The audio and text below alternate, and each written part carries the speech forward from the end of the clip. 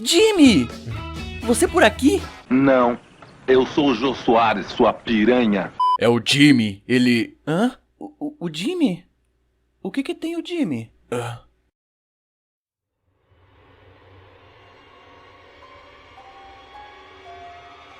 Ele é um bananão.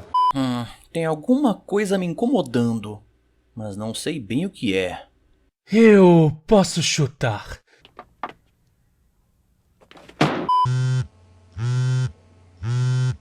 Que foi? Alô, eu queria falar com o Antedegemon. Com quem? Com o Antedegemon. Ô meu querido, qual o teu nome? Meu nome? É. Meu nome é Antedegemon. Jimmy. Vou direto ao ponto. O que você acha do Leon? Um monte de bosta. Mas você é muito óbvio, viu, meu rapaz? Como assim, óbvio? Do que você tá falando? Ah, você sabe muito bem do que eu tô falando. Sexo. Não tô afim de voltar pra aula.